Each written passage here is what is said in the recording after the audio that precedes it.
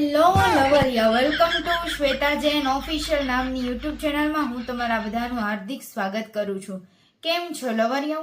YouTube ચેનલમાં નવા હોય તો ચેનલને લાઇક, શેર અને સબસ્ક્રાઇબ કરી દો લવરિયાઓ. આજના સરસ મજાના ડબલ મિનિંગ જોક્સમાં હું તમારું હાર્દિક સ્વાગત કરું છું. પહેલી વાર જોક સાંભળો છો તો ચેનલ સબસ્ક્રાઇબ કર્યા વગર ના જતા. અને આ વજન વાળો છે.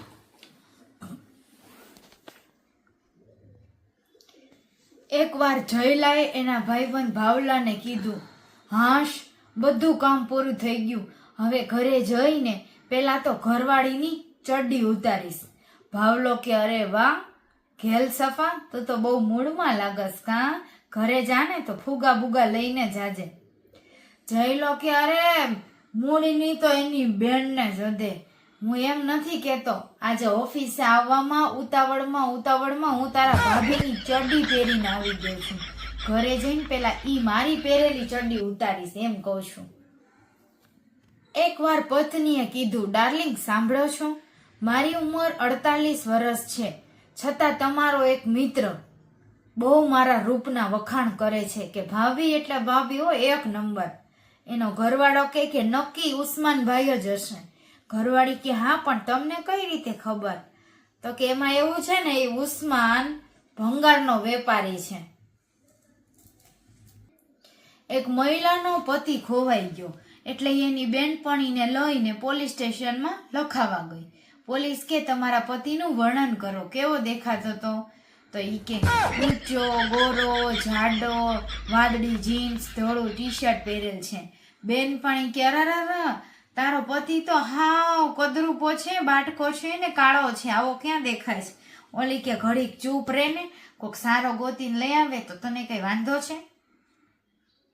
એક દાંતના ડોક્ટર માસ્ક પહેરીને પોતાના ક્લિનિકમાં બેઠા હતા. ત્યાં એક સુંદર મહિલા આવી અને એ કે, મને ડોક્ટર સાહેબ દાંતમાં દુખે છે. ડોક્ટરે 3 દાઢ ખેંચી કાઢી. મહિલા કે, કેવા ડોક્ટર છો? એક દાઢ દુખતી હતી ને મારી બીજી 2 દાઢ તમે ખેંચી દીધી, આવું કરાય? ડોક્ટરે માસ્ક હટાવીને કીધું, યાદ છે કોલેજમાં વેલેન્ટાઇન ડે ના દિવસે મેં તને પ્રપોઝ કર્યું હતું, ત્યારે તે મને કીધું તું, જા તારથી થાય નહીં કરી લે, જા જે ઉખાડ લેવું હોય ને ઉખાડ લે, તારા હારે લગ્ન નહીં જ કરું. તો જો મેં તારી 3 દાઢ ઉખાડી લીધી. એકવાર કાકાને ઓપરેશન માટે લઈ ગયા એટલે કાકાએ કીધું ડોક્ટરને કે તમારે જેટલા પૈસા થાય ને એટલા પૈસા લઈ લેજો, પણ મારી સેવામાં સરસ મજાની સુંદર નર્સ રાખજો. ડોક્ટર સાહેબ કે, કેમ આ ઉંમરે આવું બોલાય કાકા, કે સુંદર મજાની રાખજો? તો ડોક્ટર સાહેબ, હું મારા આટું નથી કહેતો, મારા 2 દીકરા એવા લુચ્ચા લફંગા છે ને કે સુંદર નર્સ રાખશો ને તો મારી ખબર અંતર પૂછવા દીમાં 3 વાર આવ્યા કરશે, નહીતર મને પૂછશે નહીં, મને ઊંઘશે નહીં. ડોક્ટર કે, અચ્છા એવું છે, તો ચાલો સરસ મજાની નર્સ રાખું છું. જો પતિ પહેલા પત્ની મરી જાય, સ્વર્ગવાસ પામી જાય ઘરવાળી, છતાં ઉપર જઈને એનું શું હોય ખબર છે? પછી પાછળ એનો ઘરવાળો પણ મરી ગયો હોય. એ ઉપર જઈને એનું એક જ કામ હોય, હે ઇન્દ્રદેવ, મને છે ને નરકનું લોકેશન આપો ને જરાક, મારે જોવું છે કે મારો ઘરવાળો નરકમાં છે, એકલો છે કે કોઈ ભૂતડી યારે ન્યાય બેઠો છે, હવે સુધરો કે નહીં? ઘરવાળાને મર્યા પછી પણ શાંતિ ન લેવા દે, એનું નામ ઘરવાળી. માણસને મારવાની કલમ 302, ચોરી કરવાની કલમ 402, છોકરીને કામકાજ કરવાની કલમ 376 અને વાહેથી મારી દેવાની, આખી જિંદગી ગોટાળે કરી દેવાની 377. આમાં ક્યાંય હાથ લારી કરવાની કલમ નથી. એટલે માટે તમે હાથ લારી કરો અને મોજ કરો, બાકી બધું ન કરો, નહીં તો ફિટ થઈ જશો એકલા ને એકલા અપના હાથ જગન્નાથ. ગુરુજીએ કીધું, જે જાજુ ઘસાય છે ને એ ચંદનની જેમ મહેકે છે. પપ્પુ કે, તો ગુરુજી મારો પોપટ કેમ એટલો ઘહાય જ છે તો એ ગંધાય છે દિયન દાડે? તો ગુરુજી કે આ હરામ ખોરની પાછળ ગરમ તેલ રેડો, કેટલું ખરાબ બોલે છે. એકવાર એક છોકરો ને છોકરી બસમાં બેઠા હતા. છોકરો કે થોડીક આઘી બેસ ને, તારી સંતરા નારંગીયું મને ટચ થાય છે. આખી બે આમ થોડી. છોકરી કે તને ટચ થાય છે એમાં તને શું વાંધો છે? અહીંયા બાજુમાં જગ્યા નથી ને એટલા બેઠી છું બિરાદર. છોકરો કે નારંગી ભલે તારી દુબાઈ છે, અમને ટચ થાય છે, પણ શેરડીનો રસ તો અમારો નીકળે છે ને. ઘરે પોગતા પોગતા અમને નબળાઈ આવી જાહે, મરી જાહું અમે. આખી બે અમને તો નાખું એક અડબોદમાં.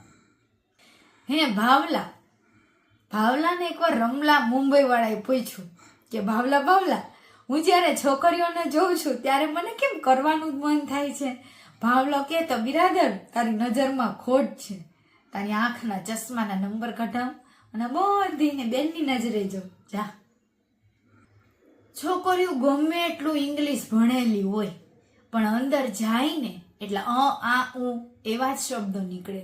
અને છોકરીઓ ગમે એટલું અંગ્રેજી ભણેલી હોય પણ એનું એક્ટિવા કે સ્કૂટર કોઈ હારે ભટકાય ને તો એમ જ બોલે, ઓય માડી પડી.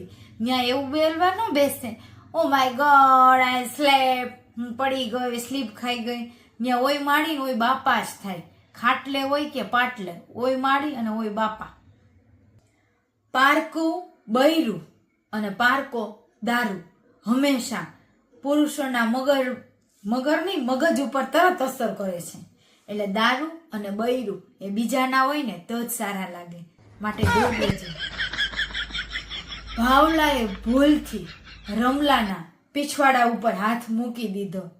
તરત રમલાએ કીધું, અરે બેટા કોઈની રોજી રોટી યારે મસ્તી નહીં હો, અહીંથી હાથ આગો લઈ લે, આ મજાક નહીં કરવાની.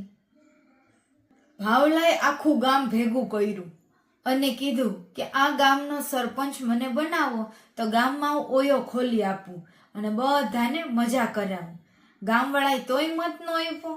ભાવલાએ વળી ખંજવાળ્યું કે આ લોકો કેમ હજી મત નથી દેતા. પછી પૂછ્યું એક ડોહાને કે કેમ ભાઈ ઓયો બનાવી દઉં આખી હોટલું તોય કેમ નહીં, અને ભાડું વ્યાજબી રાખીશ 200 રૂપિયામાં 1 કલાક. તો કે ગાંડા તું ઓયો તો બનાવી દે પણ ક્યાંક માલનો તો મેળ કરવો પડે ને, છોકરીઓ ક્યાંથી લાવી. વળી ભાવલાને વિચાર આવ્યો કે હાલો થાઈલેન્ડ થી સ્પેશિયલ રશિયન મંગાવશું તમારા માટે એક છોકરી. પછી ગામવાળાએ ભરપૂર મત આપ્યો અને આજે ભાવલો જાજા મતથી વિજય પ્રાપ્ત કરી ચૂક્યો છે. ધાર વગરની તલવાર નકામી, ધાર વગરની છરી નકામી અને શિયાળામાં બૈરા વગરની જિંદગી નકામી. બૈરાઓમાં સ્તન હોવા જોઈએ અને પુરુષો પાસે પૈસા હોવા જોઈએ.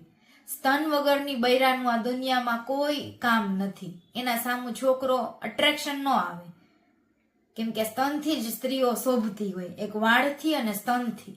અને પુરુષ ગમે એવો રૂડો રૂપાળો દેખાવડો હોય પણ એના ખીચામાં જો પૈસો ન હોય ને તો એના સામે કોઈ ન જોવે. પણ કાયડો બાઈટકો હોય ને તો એના ખીચામાં પૈસા હોય ને તો એ કેમ આપણે ધીરુભાઈ અંબાણીના છોકરાના લગ્ન થઈ ગયા, મુકેશના છોકરાના, અનંતના, કેવો જાડિયો પાડ્યો હતો તો એ રાધિકા મળી ને. આ રીતે પૈસા બોલતા હે મેરી જાન. સુહાગરાતના દિવસે રૂમની લાઈટ બંધ હતી અને કન્યા વરરાજાની રાહ જોતી હતી આટલો ઘૂંઘટ નાખીને. છોકરો દરવાજો ખોલીને તરત જ અંદર આવ્યો અને ફટાફટ કન્યાને કીધું, જલ્દી તારા કપડાં ઉતાર. કન્યાએ કપડાં ઉતાર્યા અને બંને કામકાજ કરી લીધું. પછી છોકરાએ કીધું, હાલ હવે તું તારા કપડાં પાછા પહેરી લે. છોકરી કે કેમ પણ આ બધું ઉતાવળમાં આ બધું શું કર્યું? તો કે અરે કાંઈ નહીં, હું કઈ તારો વરરાજો નથી, તારા વરરાજાનો હવે આવવાનો ટાઈમ થઈ ગયો છે, હું તો બાજુના ગામનો ભાવલો છું. છોકરી બિચારી રોઈ રોઈને અધમુઈ થઈ ગઈ. ભાવલો કરી ગયો કોકનું અંધારામાં. એકવાર ઘરવાળો તબલા વગાડવાના મૂડમાં હતો. એના ઘરવાળીના કપડાં કાઢીને પાછળના પીછવાડા ઉપર જોર જોરથી તબલા માંડ્યો વગાડવા. એટલે ઘરવાળી કે ગાંડો થઈ ગયો છો હે? તરત જ ઘરવાળાએ મોઢામાં પોપટ આપ્યો ને તો કે હા લ્યો પીપોડીએ સરસ બધું વગાડો છો. એકવાર ભાવલો રમલાના લગ્નમાં જોર જોરથી નાચતો હતો. તરત જ ભાવલાએ એનો કોકે વિડીયો ઉતારીને બીજા દિવસે ઇન્સ્ટાગ્રામમાં મૂકી દીધો કે જુઓ મારો ભાઈબંધ ભાવલો દેશી ક્વાર્ટર પીધા પછી આ રીતનો નાચે છે. રમલાના તો લગ્ન થઈ ગયા પણ ભાવલો હજી સુધી વાંઢો છે, કેમ કે છોકરીઓમાં બીક છે કે આ દારૂ પીવે છે.